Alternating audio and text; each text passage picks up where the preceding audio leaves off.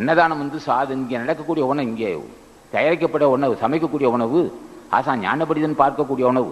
உஜட மகரிஷியும் போக மகரிஷியும் காசிப மகரிஷியும் கௌசிக மகரிஷியும் வியாக்கிரமனும் பதஞ்சலி முனிவரும் பார்க்கப்பட்ட உணவாகும். அதை ஒருபடி சாப்பிடுகின்ற பாக்கியம் கிடைக்குமேயானால் அது நோய் தீர்க்கும் மருந்தாகும். அது நீடிய ஆயிலும் குறைவில்லா செல்வத்தை உண்டு பண்ணும். அந்த உணவை நீங்கள் சாப்பிட்டு நீடிய ஆயுள் பறைவன் கேட்டு திருவடியை வணங்கி கேட்டுக் கொடுக்குறோம். சில பேர் என்ன செய்கிறான், இந்த இது ஜாலம் செய்யலாம். இப்போ துண்ணூறு கொட்ட மாதிரி சொல்லுவான், லிங்கத்தை எடுக்கிற மாதிரி சொல்லுவான். அங்கே பார்த்தேன் இங்கே அங்கே வந்து அங்கே அந்த திருச்சியில் பார்த்தா இங்கே வருவாருமா, எல்லாம் ஒரு கூட்டு கொள்ளாடிப்பார்கள்.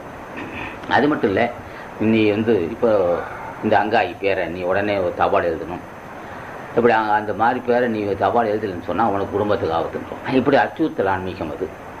இப்போ அச்சுறுத்தல் ஆன்மீகம் என்றைக்கும் ஆகாது. தலைவனை அறிமுகப்படுத்தணும், தியானம் செய்ய தூண்டணும். அதை விட்டுட்டு இந்த இப்போ இந்த கதாசி போய் எழுதணும், அங்காயி பொறுத்து நீ எழுது, உன் நண்பனுக்கு எழுதுமா, ஒரு வாரத்துக்குள்ளே எழுதணும்னு சொல்லிட்டு உனக்கு ஆபத்துன்னு சொல்லுவான். அது வச்சு அச்சுறுத்தல் ஆன்மீகம். அங்கே அசல் கிடையாது, அது போலி தான். ஆக இது மாதிரி உலகத்தில் எங்கே பார்த்தாலும் இருக்கும். இங்கே மட்டும் இல்லை, இங்கே வெளிநாட்டில் இருக்குது.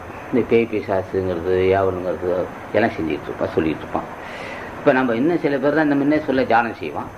அதுக்கு ஒரு ஜாலம் செய்து என்ன செய்கிறான், மக்கள் மத்தியில் ஒரு பிரமை உண்டாக்குறான். வேப்பிலை உரி போடுவோம், உடனே தங்க காசாக இருக்கும். ஒரு ஆச்சரியம், அப்பா இவ்வளோ பிரியன், இது இவர்கள் துறை, இவன் இந்த உண்மை ஆன்மீகள் வாதிகள் இதெல்லாம் எதுக்குப்பா ஜாலம், இதெல்லாம் பொருள் பறிக்கிற மக்கள் தான் செய்வான், இந்த ஜாலம் ஆகாதுன்னு சொல்லிடுவான். ஆனால் அவன் அதெல்லாம் கேட்கணும்னா மக்களை கவர்ந்து அதுக்கு ஒரு 10-20 பேர் குழு ஒருத்துக்குன்னு வச்சுருப்பான்.